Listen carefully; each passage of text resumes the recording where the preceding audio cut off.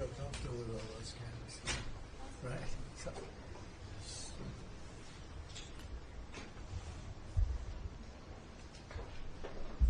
we have a little more room over here.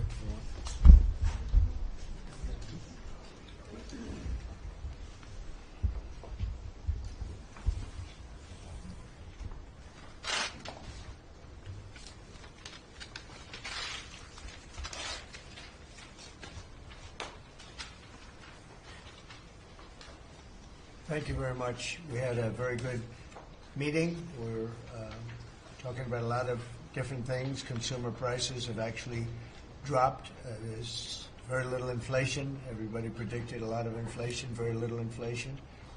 Energy costs are down. Interest rates are probably down. They scatter, but they're probably down. Prescription drug prices are even to down.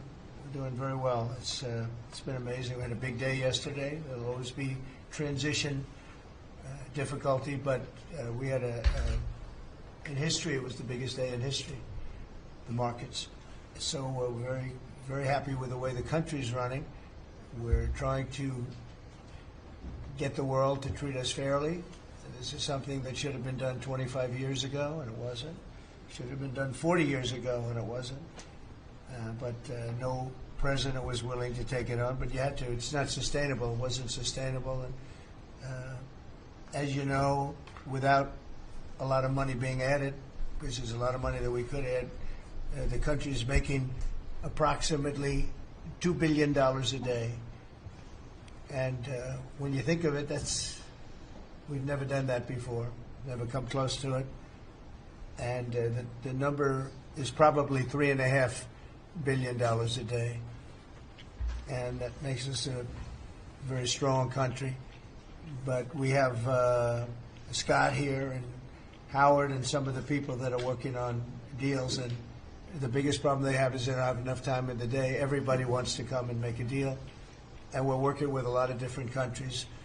And it's all going to work out very well. I think it's going to work out really very well. But we're in good shape. There's no inflation. There's very little inflation.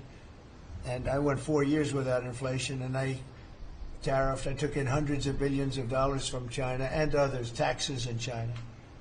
But we took in hundreds of billions of dollars a year from China, and we had no inflation, essentially. So we think we're in very good shape. We think we're doing very well. Again, there'll be a transition cost and transition problems, but in the end, it's going to be a beautiful thing. We're doing again what we should have done many years ago. We let it get out of control, and we allowed some countries to get very big and very rich at our expense, and can't let that happen. It's not a sustainable formula. So I wanted to just thank everybody at the table, and maybe I'll go around and ask some of you a little short couple of answers. Pete just got back from Panama, and he's been all over the place, and you want to give us a little report on that and whatever else you might have to say. Everyone at this table is doing an incredible job, by the way, I have to say. Incredible. And the relationships it's like they're friends. They're really, the relationships are very strong, really good, really strong. And these meetings are very good. And I think, I don't believe there's any other president that allowed the press to come into a meeting such as this. These are very sacred meetings. These are very private meetings, but we have nothing to hide. And I think it's good. I think it's a good, we want to be, a word you like to use, Jeff, is transparent. So we want to be transparent, and we'll do that by starting with Pete. Go ahead, Pete. Yes, Mr. President, we just got back from Panama last night. We were at the Panama Canal with their Southcom commander ships, F-18s, troops, and signed a couple of historic deals.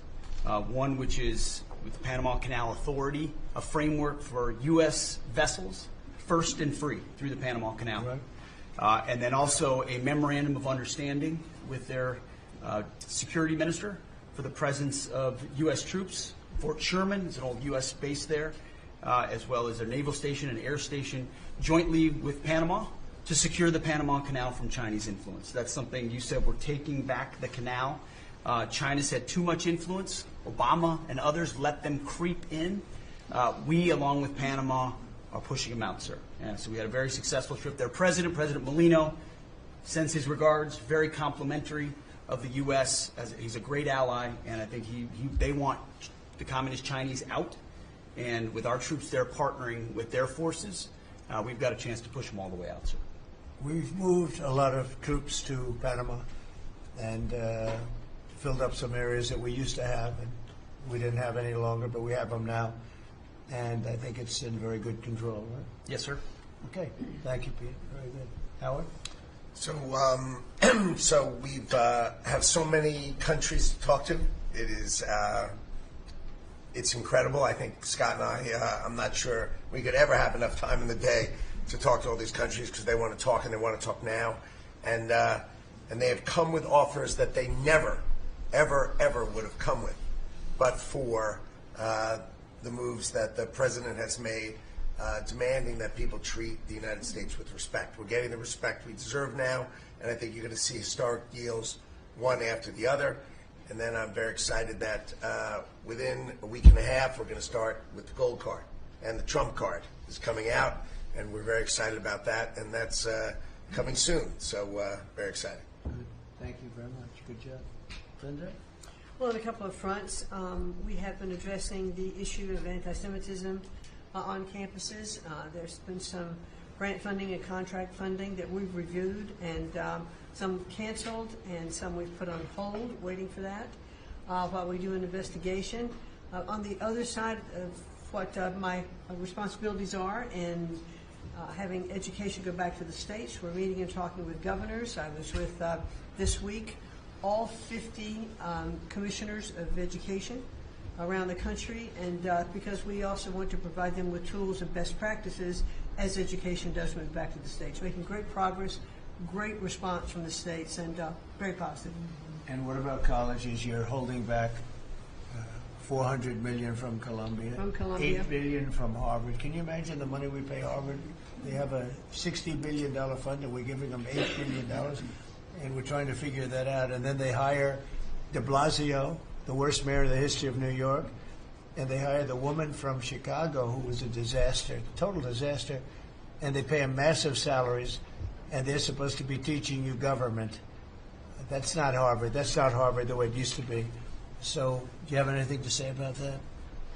The dollars you're holding back from quite a few universities that were not behaving. Yeah, and the other, there's some Princeton, Cornell, others that are coming in, and actually getting calls now from the presidents of the universities who really do want to come in and sit down and have discussions. And so we're investigating them, but in the meantime, we're holding back the grant and the fund money. Great job. Thank you. Very thankful for the House voting for the President's budget resolution along with the Senate bill. Made a ton of progress this week in working with members to ensure that a desire for flexibility in the Senate was not misconstrued as a desire not to slow and do spending reforms. And so we're very thankful for that.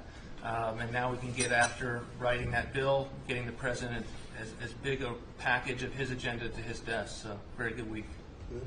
That's right. We just got the House vote, and now we're well on our way to getting, as we call it, the great big beautiful bill. It's a beauty.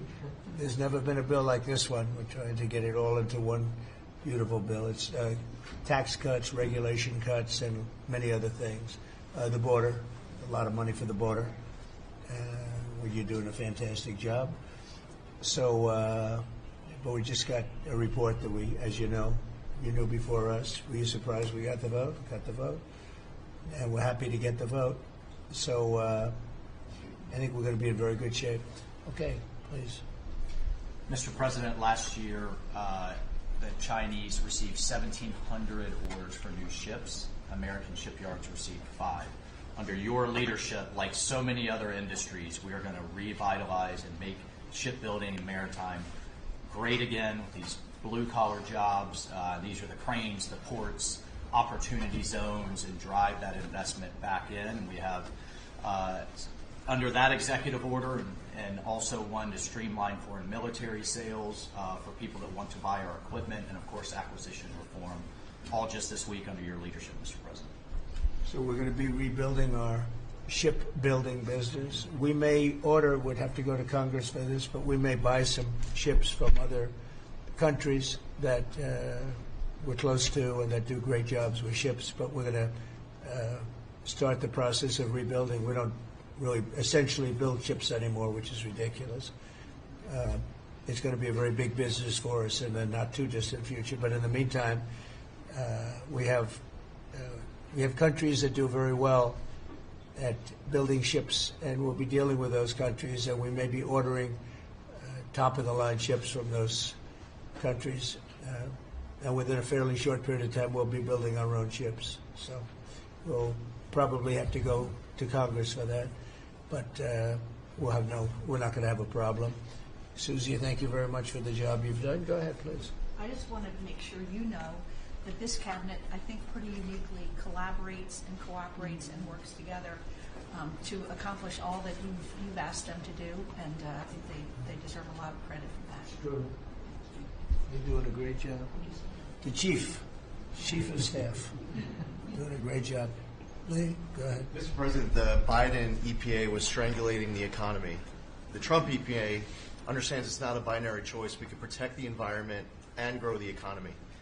Working with Doge and Elon Musk, we've now canceled $22 billion worth of grants, and we have launched what is the largest deregulatory action in the history of the country. Just in one agency. That's how much of a mess the Biden EPA left us. It is going to end up reducing the cost of living. It's going to create jobs. It's going to make it easier to purchase a car. It will be easier to heat your home. We're proud of this effort. The effort that we have is fulfilling the mandate that you earned from the American public. Clean air, land, and water for all Americans, unleashing energy dominance, permitting reform, advancing cooperative federalism, making America the AI capital of the world, and bringing back American auto jobs. When you called me that day asking for me to take this position, I was honored. And you were very specific and clear in what you wanted us to accomplish. We understand our mission, and at the Trump EPA, we're going to make you proud. Great job. You're doing a great job. And you have a lot of applications for approvals for power plants, which are going to really power the regular plants, and they're going to be right next to each other because we can't rely on our grid. It's old and it's tired, and it's very subject to being attacked, whether by rain or by bombs or by anything else. And we're letting people build their own power plants, and these are a lot of them being built with the AI and beyond the AI chips, and we're letting them build their own power, and never been done before, and we're going to get it done quickly and approved quickly as part of a plant. They'll have a sort of be their own power company, and it's very exciting. They couldn't believe it when I told them that. I said, we're going to get you the approvals very fast as part of your regular plant. You're going to build electric producing plants, and it's very exciting.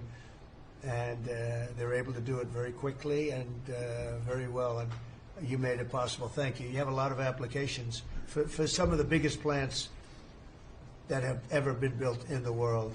These are serious plants, aren't they? Huh? Approved. We are open for business. Working with Secretary Burgum, Secretary Wright, we are going to make you proud. Sean? First off, Mr. President, it's Brooke's birthday today, so she keeps getting younger, so happy birthday to Brooke. Thank you. I want to thank you as well for the shipbuilding at EO. Again, to build ships, we also need mariners to sail those ships. I was just up at Kings Point for the Merchant Marine Academy a couple days ago, and we have some of the greatest young men and women who are learning how to be mechanical engineers, to rebuild and fix the engines on those ships, but also how to sail ships. I would tell you that over the past decades, this academy has become, it needs some love. It's been a little bit dilapidated. We have to invest in sailors, and I appreciate you taking the initiative. To be a global power, we have to build ships and have sailors to sail those ships. These are the very people that help Pete should we come into points of crisis to support the military. So thank you for that. Number two, the last administration announced 3,200 projects, big, beautiful roads and bridges. Most of them are good. But they announced them, they didn't sign a grant agreement. 3,200, so the money doesn't go out the door to build the infrastructure in the country. And it's fun to do an announcement. It's actually the harder work to put together these grant agreements. So we're doing the work right now at DOT to get these grant agreements done and build the projects. Most of them are good. And they also put in all of this green and social justice requirements on roads and bridges. We're pulling all that out and putting the money toward the infrastructure, not the social movement from the last administration. Good steel, right, as opposed to green paper mache. Okay, thanks. Great job. Sir, first, we are, I would say, more than friends. We've all become family, and I think that what you have assembled in your vision is a turning point and an inflection point in American history. And so just being a part of that is the greatest honor. So thank you for that. And again, just the relationships here and the honor and respect we have for each other is a reflection of you and your leadership. So I just wanted to say that first. The second thing I want to say is that on behalf of the farmers and ranchers, food security is national security. We have to be able to feed ourselves. And your idea of using tariffs along with deregulation and tax cuts, but your idea of using tariffs to ensure that we are putting forward and putting America first, no one understands that better than our farmers and our ranchers. But having said that, emerging from 4 years of Biden with a 30% increase in inputs for our farmers and ranchers, with an almost $50 billion trade deficit. When we left the first time, it was zero, meaning that they are hurting. So the period of uncertainty we're in, they know that your vision will move us into an age of prosperity for all Americans, but for my people, for the farmers and ranchers, unlike any they have seen before. And I think they are really, really excited and so grateful for your leadership. But also, you have never failed to say that you have the backs of our farmers and our ranchers. It was the first phone call that I had after I was voted with the Senate. And that message just resonates with an almost an 85% support of you in the last election. They're with you. Interestingly, the biggest budget driver at the United States Department of Agriculture is not farming and ranching or agriculture, it's food stamps. And so as we emerge and embark, Secretary Kennedy and I, on your vision of making America healthy again, a massive part of that is realigning and reworking our food stamp program so that it better serves those who need it. And yeah, to the point of getting the transgender, DEI, Green New Deal out of the USDA and realigning is really important. So It's out of the thank military, you. right? Yes, sir. Is it 100% out, would you say? 99.9, sir. I'm going to get that last point Get the more out. rest of it. But thank you, sir. We've got a much different military, I will tell you. Thanks very much. Good job. And eggs are down. Big, right? Yes. Big. Yes, sir. Wholesale prices. Retail will come. Easter is the Super Bowl for eggs. So, there may be a little fluctuation, but no, we feel really good about it. Thank you. That's what I hear. Thank you. Thank you.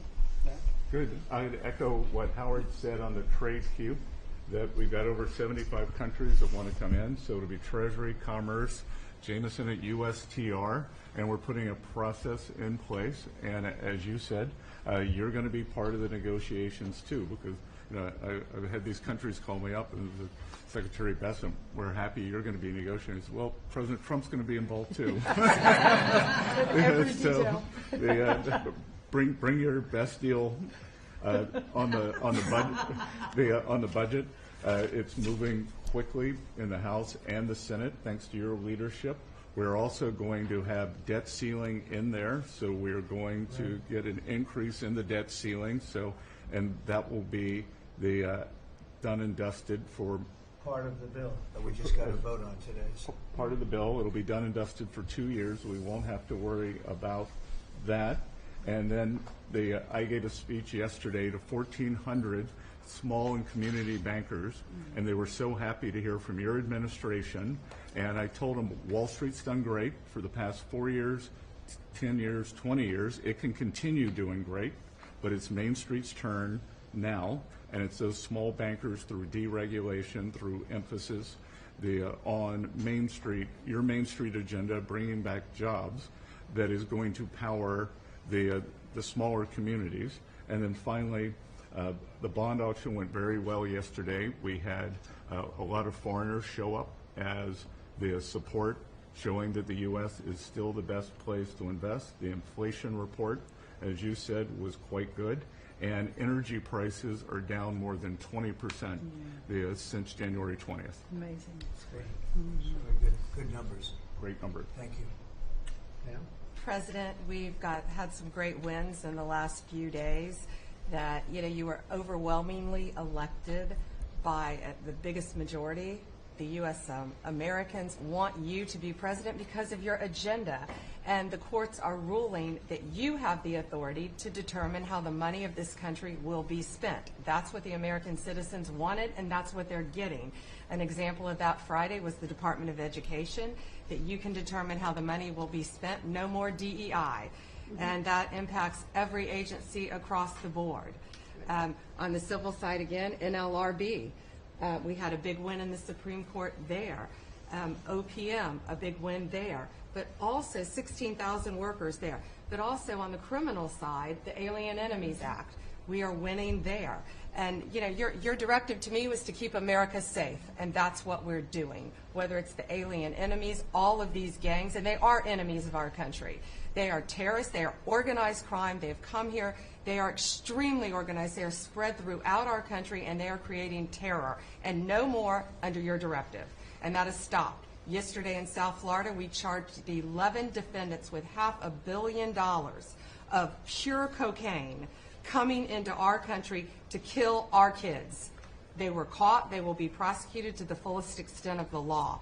These gang members are going back to where they came, or they're going to an El Salvador prison at your directive.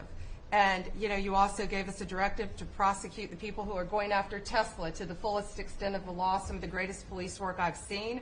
We've made 4 arrests. There will be no negotiations at your directive. They're all looking at 20 years in prison, and within the next 24 hours, you're going to be seeing another huge arrest on a Tesla dealership, President. And that person will be looking at least 20 years in prison with no negotiations. That's great. That's great. That will stop it. Cold. Domestic terrorism. Thanks. Doing a great job, too. Thank you very much. Lori, please. Mr. President, accountability matters. That's what we're recognizing. With our partners at the Department of Labor for Government Efficiency, just a few weeks ago, we realized there's about $4.4 billion in COVID funds that were not used, that the state coffers were just holding on to.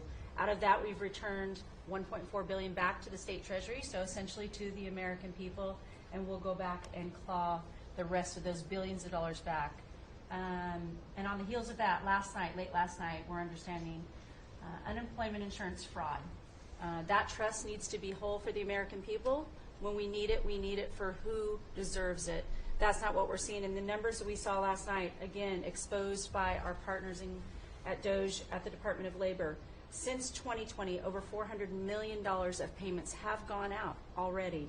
And when you hear these numbers, apparently in the United States, we have over almost 25,000 people who are over 115 years old who are collecting $59 million that we have sent out to people. Talk about fraudulent behavior. Mr. President, 28,000 people between 1 and 5 years old have collected fraudulent payments at the tune of $254 million has gone out.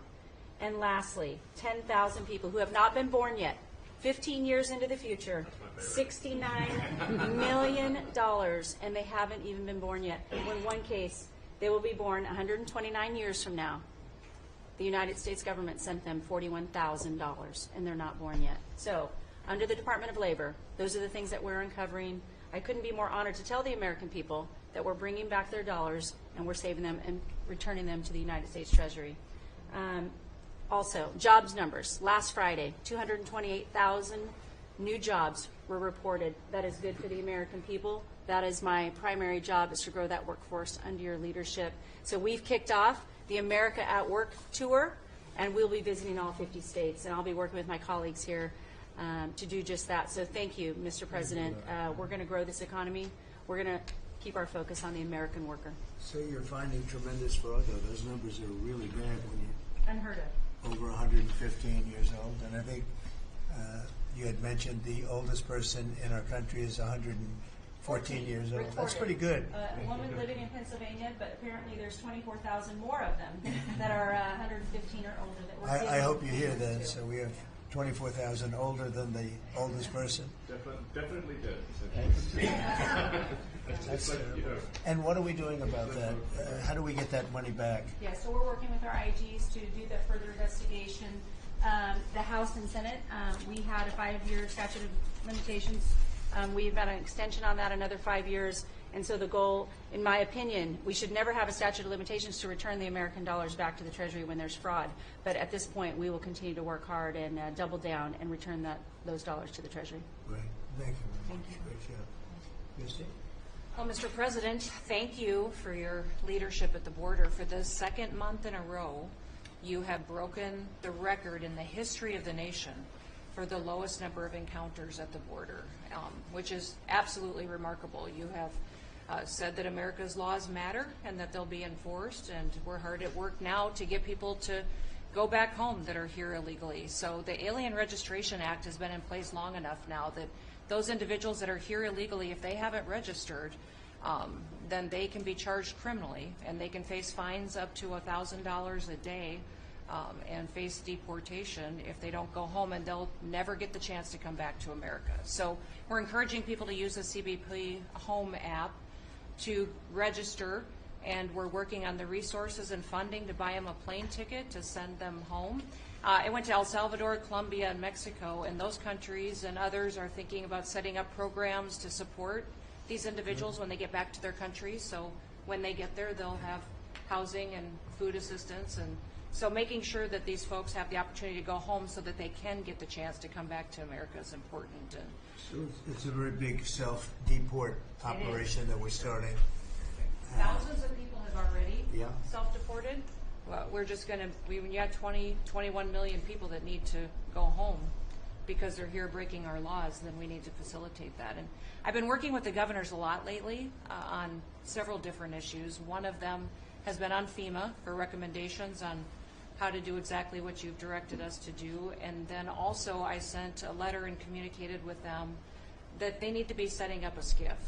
Some of our governors don't have secure facilities to have national security issues. I think one of the jobs Homeland Security has is to give communication down to states, to local cities and communities. And so recommending they get a SCIF, they have secure comms with them at all times or nearby so that they can have national security conversations, and then to have somebody in their office designated that is their communications person. A lot of them have emergency management officers, but they don't necessarily have somebody designated when it comes to a national security issue that we may need to communicate with them on. And I think American people need to know that Real ID will be required to travel on May 7th. So those governors have been notified to communicate that at home. We don't want anybody to get delayed and not be able to travel when they get to an airport. And this will also help us bring integrity back to all of our IDs and how they're used for issuing driver's licenses. And governors know how I feel about making sure their driver's licensing system has integrity, because a lot of people use their driver's license to vote. And the backbone of our country and the foundation is election integrity. So we're giving all those directions to our governors and communicating that so they can lead on it as well. And we're going to work with people so that if they go out in a nice way and go back to their country, we're going to work with them right from the beginning on trying to get them back in legally. Is that So they right? have a chance to come back. So it gives you real incentive. Otherwise, they never come back. They'll never be allowed once a certain period of time goes by, which is probably going to be 60 days. We're also going to work with farmers that if they have strong recommendations for their farms for certain people, we're going to let them stay in for a while and work with the farmers and then come back and go through a legal process. But we have to take care of our farmers and hotels and various places where they need the people. And we're going to be working with you very carefully on that. So a farmer will come in with a letter concerning certain people saying they're great, they're working hard. We're going to slow it down a little bit for them, and then we're going to ultimately bring them back. They'll go out, they're going to come back as legal workers. Okay? Yes, sir. Thank you. Which I think will be I think it's very important to do. Okay, thank you very much. Great job. Jameson, I watched you testify for the last Yeah, he did. couple of days. You were on every night at 3 o'clock in the morning. And you did great. You were fantastic. Thank you very much. It's just what I like to do for fun, sir. You've been keeping us very busy. Last week, you started a reordering of international trade, something that hasn't happened for 80 years, something that should have happened decades ago. And you know that. You've known that for a long time. That's why you have us all working on this. You came into an emergency situation where President Biden left us with a $1.2 trillion trade deficit. It's the largest of any country in human history, the largest. So you declared an emergency, you took action. You say the largest in history, right? In history. There's never been anything like what he left us. He left us a mess. His whole administration was a mess. So go ahead. So you declared an emergency, you imposed a trade action, so now you have a tariff on the world, it promotes U.S. manufacturing, it protects U.S. workers, and you've also given room for negotiation during this time so we can open export markets for our farmers and other producers and American workers. And this is why the unions vote for you, this is why the workers vote for you, this is why the families want you to be the president, because you're standing up for American workers and American communities. We've had countries come in over the past couple of weeks that represent more than half of global domestic GDP, more than half. That's who's coming in to talk to you and to your advisors about how to have reciprocal trade, how to have fair trade. Wouldn't have happened without you. Thank you very much. Great job. Lovely lot. Well, thanks to your fantastic leadership, this amazing cabinet, and the very talented DOGE team, I'm excited to announce that we anticipate savings in FY26 from reduction of waste and fraud by $150 billion. And I mean, and some of it is just absurd, like people getting unemployment insurance who haven't been born yet. I mean, I think anyone can appreciate whether, I mean, come on, that's just crazy. So, you know, some of these things, people ask me like, well, how are you going to find waste and fraud in the government? I'm like, well, actually just go in any direction. That's how you find it. It's very common. it's, as the military would say, target-rich environment. So I think we're doing a lot of good in excellent collaboration with the cabinet to achieve these savings. And it will actually result in better services for the American people, and that we're going to be spending their tax dollars in a way that is sensible and fair and good. And your people are fantastic. In fact, hopefully they'll stay around for the long haul. We'd like to keep as many as we can. They're great, smart, sharp, right? Finding things that nobody would have thought of. Very computer savvy. Yeah. We're working with hard to get the Trump Gold Card operational, hopefully in the next week or so. That'll be great. That'll be very exciting. Really exciting. That's a pathway to citizenship into the United States. It's a big deal. Yep, it's a big deal. Thank you very much. Great job you're doing. Thank you, sir. Thanks to your leadership and setting the mandate of transparency and accountability across the U.S. government. I'm bringing that transparency and accountability to the intelligence community, first and foremost, to make sure that you and your cabinet have that real-time, relevant, apolitical, objective intelligence to best inform whether it's negotiations for peace, negotiations around tariffs, the great work that you are leading around the cabinet today. Secondly, working with the Department of Homeland Security and the FBI to increase our information sharing to achieve your goal of countering the narcotic trafficking and our ability to go after cartels now designated as foreign terrorists. I met with the National Sheriff's Association this week, being able to work to make sure that the information that they are getting on the ground, that local law enforcement is getting on the ground, is being fed back up through to our National Counterterrorism Center, and that we have all of the federal agencies, state and local law enforcement all on the same page as we are working to make our country safe again.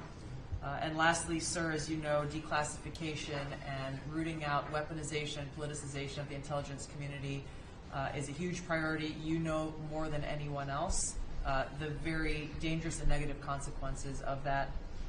I've got a long list of things that we're investigating. We have the best of the best going after this. Election integrity being one of them.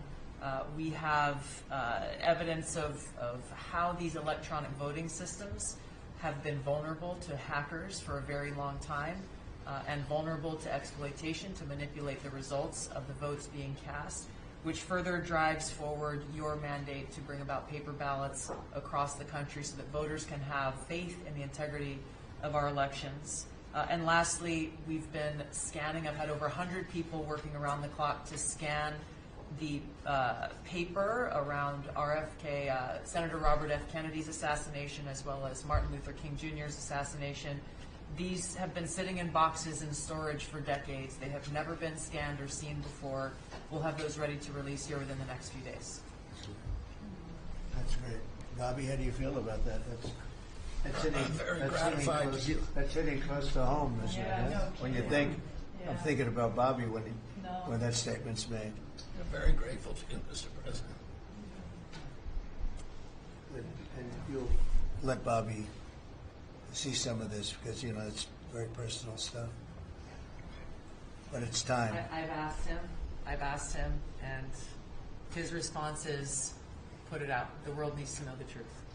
And his uncle that's been out, and anything that hasn't been out, they can go to your offices and see, right? Everything that we have within our possession, it's either online or it's physically at the National Archives and Records Agency.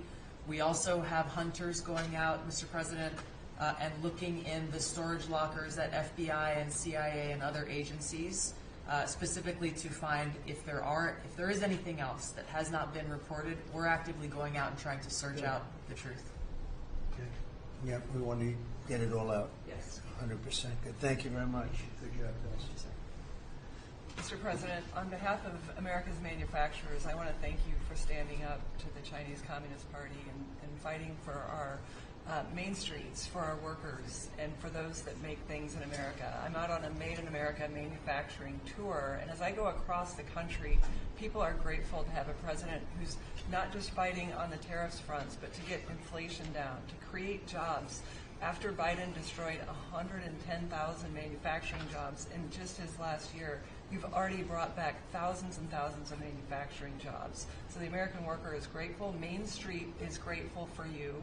And at the agency level, we're making sure that manufacturers have access to the capital they need, but we can't do that if we're not fighting fraud. So we've modified our loan applications to have citizenship verification, to make sure we have birth dates, common sense principles around lending that the Biden administration had waived. They waived $450 million of fees in 1 year. We're restoring that for the American taxpayer. And the American taxpayer, as tax day approaches, April 15th, they need to know that this cabinet, this administration, and thank you Elon Musk and Doge for fighting for the American taxpayer to make sure that their hard-earned dollars are well spent, that they have a return on investment for this country, and that we're fighting for them just as you are every single day. So thank you, Mr. President. Thank you very much. Mr. President, we are working at HHS to advance your agenda to make America healthy again.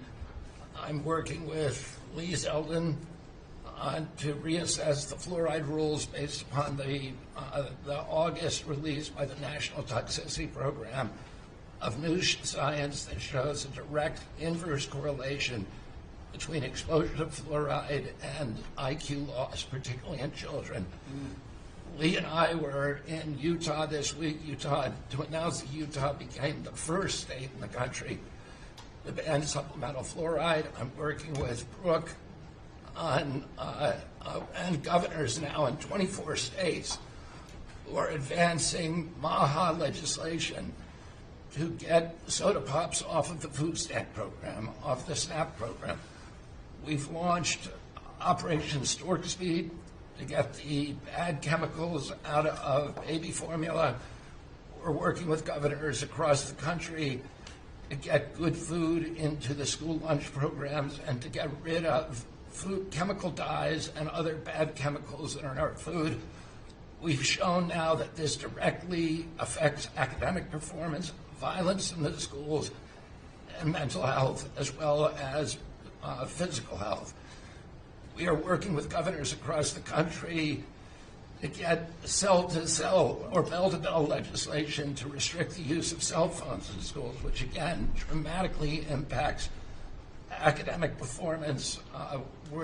Today we announced the dramatic reduction in animal testing at NIH and FDA. We're going to switch over to AI, which we've now found is much more precise in identifying the impacts of toxics in various products.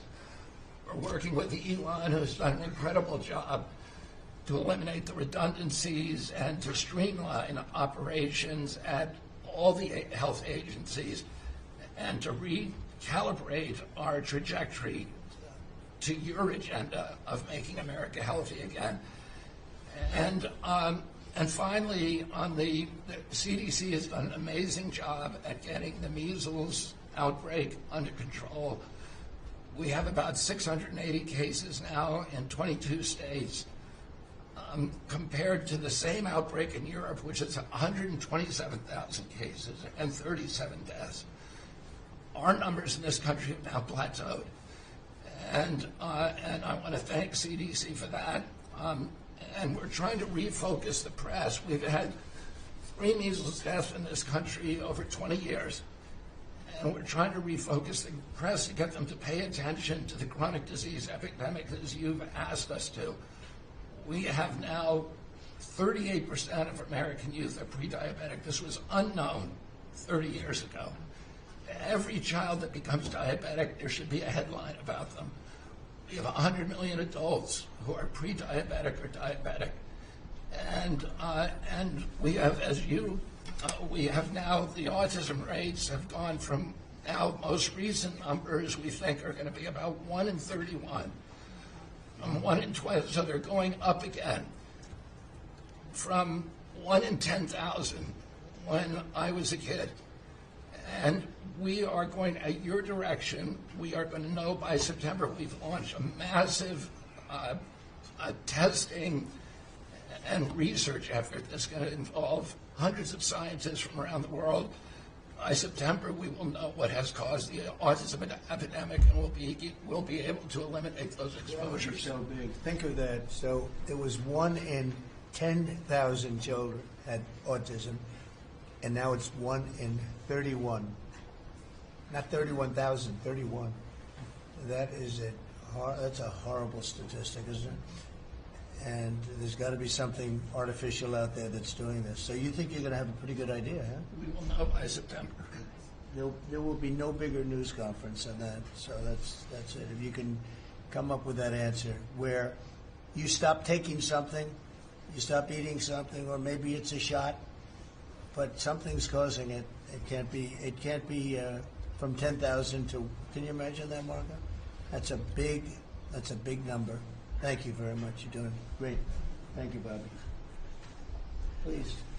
Well, Mr. President, one of your primary administration goals is to make sure that we unleash American energy, and of course the strategy behind that is when we do that, it helps make it more affordable for all Americans. Energy isn't just industry, it is the foundation of every other industry, whether it's food, manufacturing, clothing, transportation. And then also when we've got the ability to generate and not just be energy independent but energy dominant, then we have the opportunity to sell energy to our friends and allies versus them buy it from our adversaries. And our adversaries were funding terrorism and conflicts against our allies by their oil and gas sales that were going through a Swiss cheese set of sanctions. So with your creation of the National Energy Dominance Council, over half the people at this table serve on that. Everyone has been engaged, whether it's interactions with negotiations with other countries, with putting sanctions in place that actually work, with cutting deregulation, working on biofuels, building infrastructure for transportation. There's a whole range of things that are being tackled. But when the outcome of all that is that the Biden administration was restricting supply, you're increasing supply. When you increase supply, then prices start to come down. And we have a huge opportunity to do this. Just in Interior alone, there's 500 million acres of surface, 700 million acres of subsurface, and 2.5 billion acres of offshore. And the Biden administration was trying to restrict this so that you couldn't You know, you couldn't get a timber lease, you couldn't cut a tree, you couldn't graze a cow, you couldn't develop oil and gas minerals, and you couldn't develop the critical minerals we need for our technology, for our defense industries, and to be able to help us win the AI arms race against China. So we're opening up this, and with your executive orders and your work, we've on Tuesday, historic day, you ended the war on beautiful clean coal, which has been going on since Obama took office. China gets 60% of their electricity from coal. They're opening up they've opened up 94 gigawatts of coal in the last year as part of this AI arms race. 94 gigawatts, that's enough for 94 Denvers to be able to, 1 gigawatt per metro area like that. It's unheard of. So we have an opportunity under your leadership to come back. The Gulf of America had its first offshore lease sale, which is scheduled for later this year, but that was, the industry loved that because we're now, the Gulf of America is now open for business again. And there's as much as 7 billion barrels of oil accessible now. They've increased the upside of what they think that is. On the coal front, the estimate is the financial value of the coal in America is $8 trillion. That was an asset on the balance sheet that we've now being put back on again. And of course in Alaska, with your separate executive orders to unleash Alaska Energy between ANWR, the North Slope, the Strategic Petroleum Reserve Alaska, all of those, we've reversed Biden decision. Those are all open for business again. And all of this is leading to the investment coming to America. The smart money is coming to the U.S. That's why we've got, you know, trillions of dollars of investment that are showing up at the door, because they know if they're going to do manufacturing here, there's going to be energy to power their plants. And so, again, thank you for your leadership, and thank you for everything you're doing. Very good. Thank you. Marco? Well, Mr. President, one of the most important things I believe you'll achieve in your presidency is reordering the world in a proper way. For 31 years, more than 31 years now, multiple administrations have allowed the Chinese to deindustrialize this country, to take away jobs and factories and the pillars of our national strength. And what you're doing now, I think, is a great service to our country, but ultimately to the world. And I want to congratulate you and your team that's working on that, because it has extraordinary geopolitical implications, as you see from all these other countries that are now coming here and wanting to join something that actually makes it's crazy to allow these. I mean, basically, we lived in a world where Chinese companies can do whatever they want in America, but our companies cannot do anything over there unless they allow it, and even then they steal our stuff and reverse engineer it. So just reordering all of that has dramatic implications on peace and security of the world. So we thank you. An important meeting, thanks to you, is going to happen on Saturday for the first time in a long time. There'll be direct talks between Ambassador Witkoff and a top-level leader in Iran. We hope that'll lead to peace. We've been very clear what Iran is never going to have is a nuclear weapon, and I think that's what led to this meeting, and we'll wait for him to come back from it, and we're hopeful about that. I would also say that we are receiving, and I think the Department of Homeland Security can confirm this, historic cooperation from countries all over the world. Number one, in taking back their citizens. Every country in the world has to take back people that are illegally in another country, and we have countries that refuse to do it or will kind of ignore our calls. All of them are doing it. The ones that are not are paying a price. And we've also found cooperation in other countries that are willing to take some of these people, some very dangerous criminals.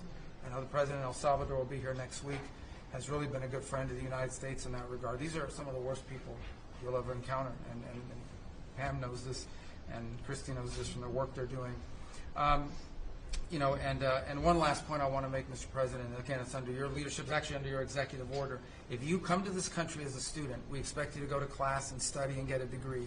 If you come here to like vandalize a library, take over a campus, and do all kinds of crazy things, you know, we're going to get rid of these people, and we're going to continue to do it. So when we identify lunatics like these, we take away their student visa. No one's entitled to a student visa. The press covers student visas like there's some sort of birthright. No, a student visa is like me inviting you into my home. If you come into my home and put all kinds of crap on my couch, I'm going to kick you out of my house. And so, you know, that's what we're doing with our country, thanks to the President. And last but not least, very important development this week, but both Pam and I are very excited. The finest higher education institution in the United States, University of Florida, is also now the national champions in basketball, and we hope you'll host them here soon, Mr. President. Go Gators. They're coming. Good for the SEC. They're coming, guys. Congratulations. Well, thank you very much. You're really doing a great job. We appreciate it. Any question? Mr. President, can you give us a reaction to today's stock market drop, and also give us a sense of the next steps with China? Well, I haven't seen it because I've been here for 2.5 hours, so I'll be seeing it. I think Scott went out. Scott, you want to have a statement on that? Sure. Look, the up 2, down 1 is not a bad ratio, or up 10, down 5. And I think as we have talked about, as we go through the queue and settle with these countries who are going to bring us their best offers, we will end up in a place of great certainty over the next 90 days on tariffs. But we had very good inflation numbers today. Oil's down. We had a successful bond market, so I don't see anything unusual today. And next steps for China, sir? Well, we'll see what happens with China. We would love to be able to work a deal. They've really taken advantage of our country for a long period of time. They've ripped us off beyond anybody, nobody. How people stood for it, sitting in my position, is not even believable. And we're talking about many presidents, not just a couple. But they did, and all we're doing is putting it back in shape. We're resetting the table. And I'm sure that we'll be able to get along very well. I have great respect for President Xi. He's been, in a true sense, he's been a friend of mine for a long period of time. And I think that we'll end up working out something that's very good for both countries. I look forward to it. Mr. President, China retaliated today by reducing the number of American films that can be shown there. What's your reaction to them now targeting cultural exports from the United States? I think I've heard of worse things.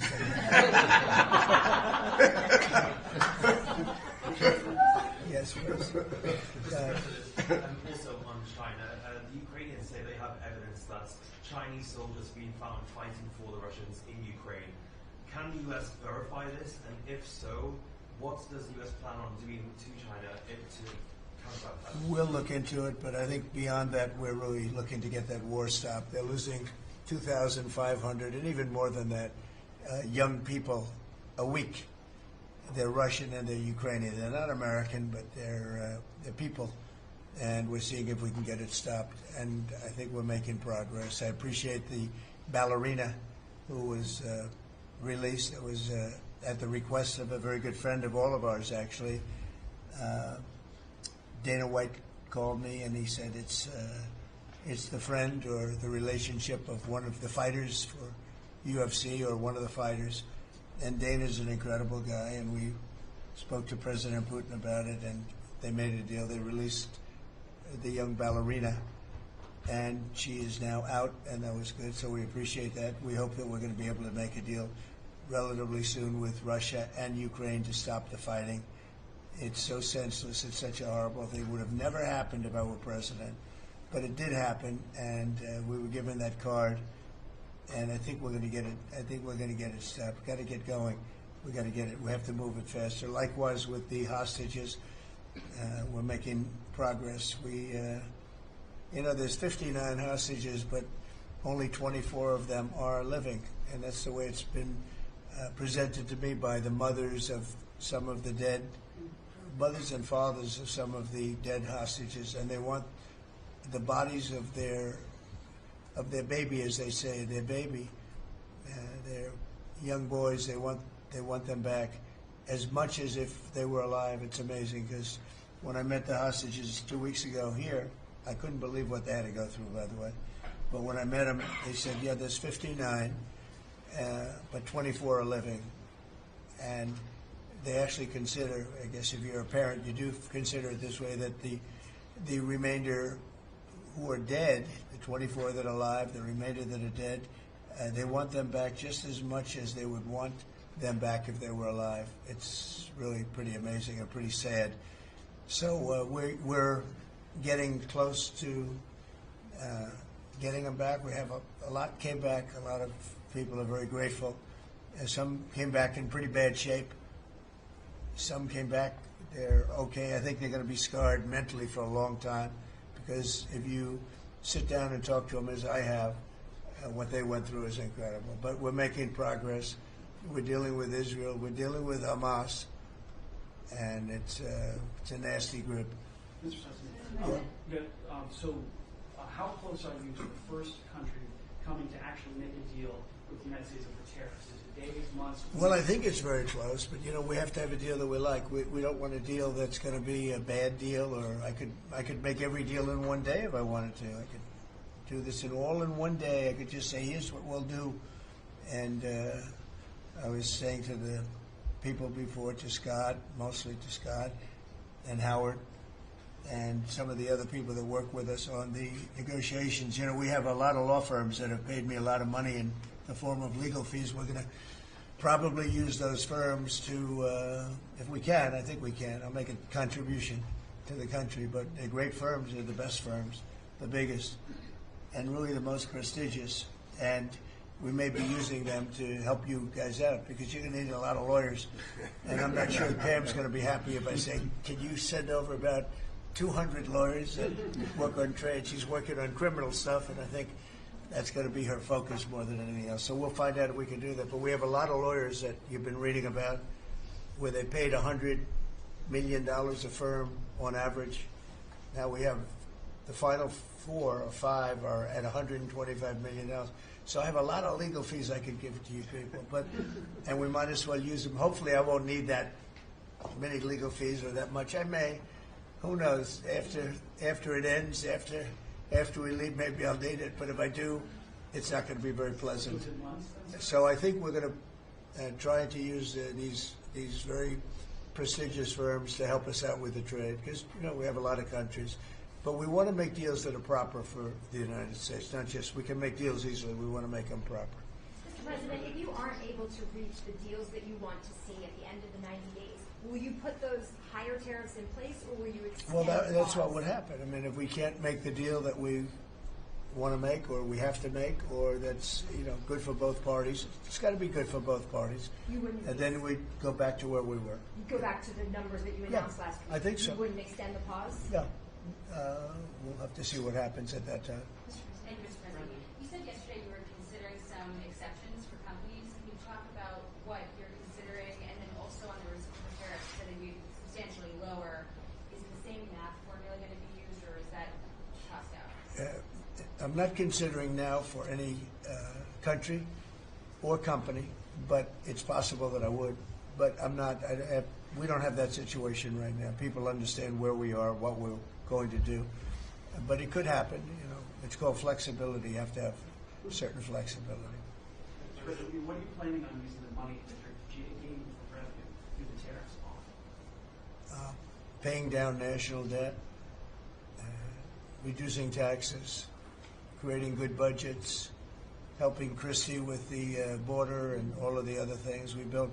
I built hundreds of miles of wall, as people now understand, 571 miles of border wall in the first administration. But we're going to beef it up, and we're going to add more. And, the numbers are incredible, really. The numbers are what's taken place. We had great numbers, but these numbers are topping my last administration. And Christie and Tom Homan have done an amazing job. But it's an expensive process. This weekend, where they used to have hundreds of thousands of people standing there pouring through the border in Tijuana, Mexico, this weekend they had nobody. You had a man sweeping this massive piece of concrete, which is, the area where they said massive. And I've looked at that during the Biden administration. You couldn't see a piece of that concrete. There were so many people on it. You couldn't, if you had helicopter shots, you couldn't see concrete. Now, this weekend, you had nobody there but a man with a broom sweeping it and cleaning it up. Pretty amazing. It's really an amazing job. But it will be used for that. It'll be used for a lot of things. It'll be used by the Department of Justice for doing a great job. Pam is doing a fantastic job. So it's going to be used for a lot of different things. Mr. President, on the 10% tariff, is that a basement? Is that the It's a floor? baseline. Can countries negotiate that to bring that It depends down? on what they're adding. Some countries we have massive deficits with, or they have big surpluses with us, and others it's not that way. So it depends. That's why it's really they're all different. Every country is different. Some have certain advantages that others don't have, and certain things. We have some. China has a surplus of $1 trillion. I mean, the numbers are crazy. And others have basically no surpluses. We have some that are pretty even, but they hurt us in other ways, and we just want to get that taken care of. So everyone is a little bit different. So are you negotiating with the EU as one bloc or individual nations for the tariffs? We're looking at it as one bloc. They've been very tough, but they were very smart. They were ready to announce retaliation, and then they heard about what we did with respect to China and others, but China. And they said, we're going to hold back a little bit. They decided to hold back. I thought they were very smart. Look, the EU is very smart, but they really have taken advantage of the United States. They were formed for the purpose of taking advantage of the United States. And I don't blame them, and I don't blame China. I don't blame anybody. I blame the people that were sitting at that desk in that other beautiful Oval Office for allowing it to happen. Many presidents I blame. They should have never allowed it to happen. And I'm doing something that a lot of them wouldn't want to do. But I'm here, I do those things, and we're going to make this country great again. We were taken advantage of by almost everybody. I sat back in the last administration. I would actually read them. I don't have to read them now. I know them so well. I would read some of these documents that were signed, deals, and I said, who would do a deal like this? Who would do it? You've seen it, Elon. Yeah. I'd look at deals where it's so one-sided. Even we have a deal with Japan, and we get along great with Japan, and we had the Prime Minister here. He was fantastic. As you know, Abe was great. Shinzo was great. He was a good friend of mine, unfortunately no longer with us. But we defend them, but they don't have to defend us. I said, that doesn't sound too good. But we have a deal, a defense deal. We pay hundreds of billions of dollars to defend them. But if for any reason, in other words, we pay all the money. They don't pay anything. But if we're ever attacked, they don't have to do a thing to protect us. I said, well, that sounds like a wonderful deal. So that's just one out of thousands. And I just wonder who did this. And it's people that either hate our country or didn't care, an expression that you use. I think it's really a lot of them didn't care. It's just hard to believe how bad they are. Now, that's a little bit of a defensive deal, but I'm talking about trade deals, the same thing. They're so bad, you would say, how come? And even when I'd renegotiate, like, I'd go to a country, they'd give me everything I asked for. I said, why didn't somebody ask for it, like, originally? They give me everything. I think when they were negotiating, they didn't care, or they didn't ask, or they were shy, or they were very stupid, or they hate our country. Yeah, go ahead, Jeff. You were speaking about Japan. Can you clarify what your vision is for U.S. Steel? You referenced it yesterday. Yeah. There are some questions about what you actually want to see out of Look, that. U.S. Steel is going to do very well now because of tariffs, and I don't know why they even need a deal. But the only thing is U.S. Steel, if you go back 80 or 90 years, that was a behemoth in this. That was our biggest, most.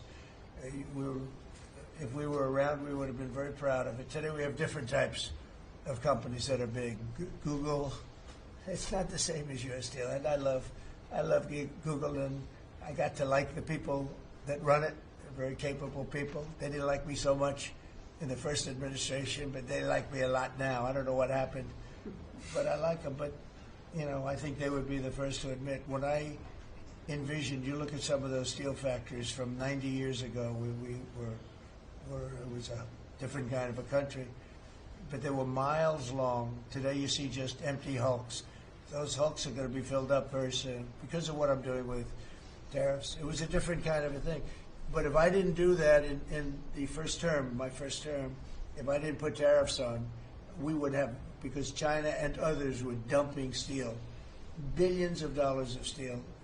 Our steel companies were all closing, every factory. We wouldn't have one steel plant open, and now we have a steel industry that's doing very well, but soon it's going to be thriving, really thriving, and those factories are going to be filled up, but more importantly, they're going to build brand new ones. Nucor and so many other companies call me, Nucor being a big steel company. They're building massive new steel plants, and it's great. And likewise, car companies. we have many, many car companies. Three of them, I'm not looking to hurt Mexico, and I like Mexico. And by the way, I think the new president is a terrific person, a fantastic woman.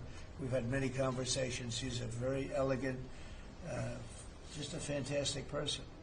And she's been very nice, very, very nice. But I'm not looking to hurt them, but we have 3 car plants that were under construction in Mexico. They stopped constructing, and now they're going to build in the United States because of tariffs. See, we should have never let this happen, because whoever it was that was president at the time, we lost 90,000 plants and factories since NAFTA. 90,000. It's not believable. How about that, Lori? You know, you're in that sort of world of factories and Build back plants. manufacturing, construction jobs, bring those workers back home. That's right. We're going to bring them all back. But think of it, from that period of time, which isn't so long ago, we lost.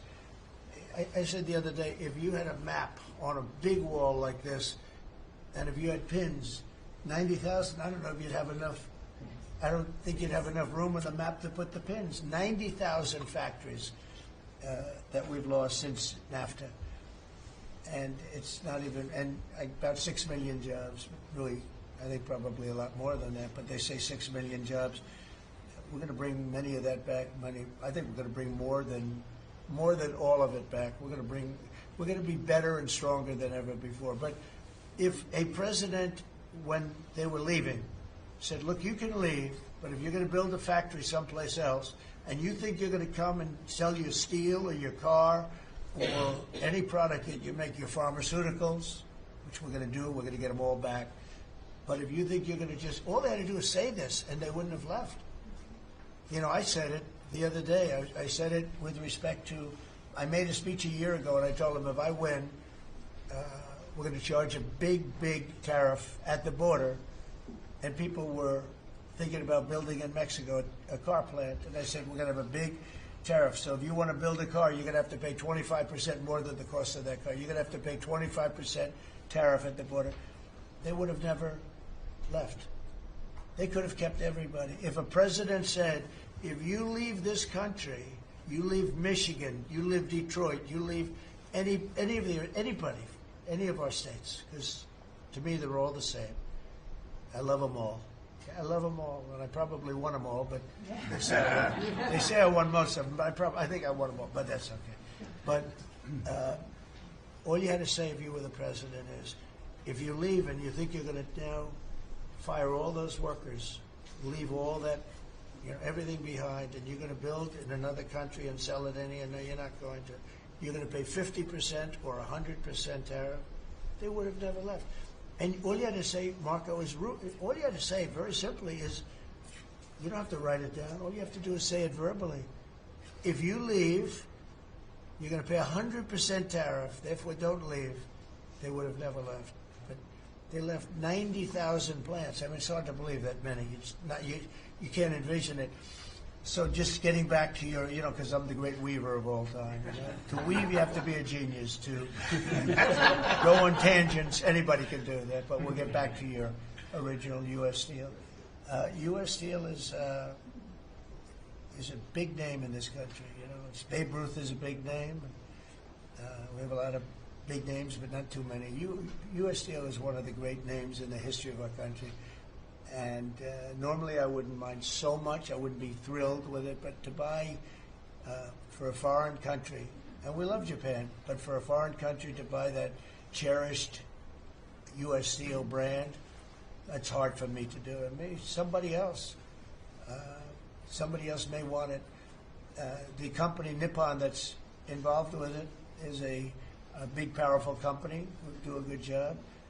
But why can't they just build a plant themselves? I mean, why do they have to, you know, take U.S. Steel? So as you know, I rejected the deal.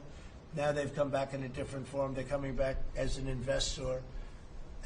And, you know, I feel better about that, I guess. But, you know, I know them very well. I know they're thinking it's the investor. They'll invest, and somebody else maybe is sitting in this chair, and they will no longer have an investment. They'll have the whole thing. You know, that's the way it works. They're very smart. They're very, very smart people. We're dealing with very smart people throughout the world. Great geniuses, actually. Look what they've done to our country. And again, I don't blame China. I don't blame anybody. If I could have done it, if I were in that position, I'd have great respect. I have great respect for the people. They ripped off the United States, and all we had to do, have a president that knew what the hell was going on, and none of those countries would have left. Those companies, none of them would have left. So that's a little lesson in basic business. And it's really basic business. It's not complicated business. It's very basic business. And we'd have every one of those car plants going just the way they were 30 years ago. None of them would have left, but now they're coming back. Mr. President, the Labor Department has confirmed that $400 million went to fake people for unemployment benefits. Yeah. That's what your initial reaction. I think it's terrible. I just heard it from Lori, and I appreciate it, and you heard it from Elon's people, right? That's right. Elon's done a fantastic job. Look, he's sitting here, and I don't care. I don't need Elon for anything other than I happen to like him. But I'm telling you, this guy did a fantastic job. I don't need his car. I actually bought one because, and they said, "Oh, did you get a bargain?" No. I said, "Give me the top price." I paid a lot of money for that car. But honestly, he makes a great car. You know what I do with it? I let the people in the office drive around in it.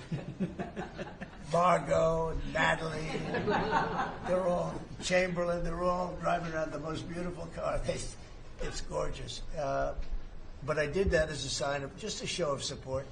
Numerous people have done that. Just a show of support. Because, you know, he's done a fantastic job, but he hasn't been treated properly. Hasn't been treated properly. Yeah. Mr. President, can you talk to us about your communications with China? Has President Xi reached out at all since the tariff? Well, I don't want to say who's reached out. I just say that I think it's going to work out, hopefully well. They're very big. It's hard to get over, if you're me, what they've done to our country. They've destroyed our economic base to a large extent. The good news is we're very vibrant, and we're going to get it back fast. We already have. Look, we're making $2 billion a day now, and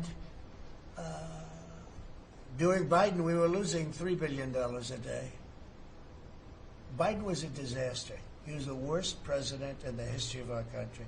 And, you know, to me, worse than that, because the money you can make if you have the right guy in this position, worse than that was what they did on the border.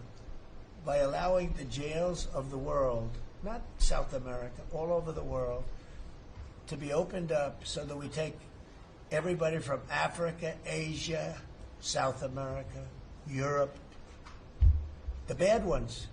They opened up their jails and they dumped them in the United States. And now this beautiful young woman who seems to be, boy, she loves what she does, though. I think she loves what she does because she's a patriot. She hates to see it.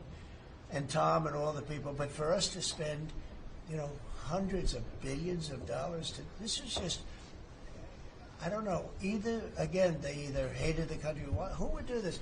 Who would want millions of people to pour through an open border? We have no idea who the hell they are. And just walk right through. And half of them, whether you like it or not, you could look at them and you could say, they are not going to help us. These are some rough people. But they'd empty out their jails, and they'd empty out their mental institutions, insane asylums, and they'd let them into the United States of America. And inflation we can fix, and all of the other things we can fix. We'll get it going. But this is something, it's such a horrible thing, and it's really hard. You know, we have to do deportations. Now we're doing self-deportation. We're coming up with all sorts of ideas. And they must have known it's not going to work out well. And, you know, we want people to come into our country, by the way. We need them badly for the jobs. But we want them to come in legally. They have to come in legally. They have to show that they can love our country. Thank you very much, everybody. Thank you. Thank you very much. The Democrats are making allegations about market manipulation. Thank you.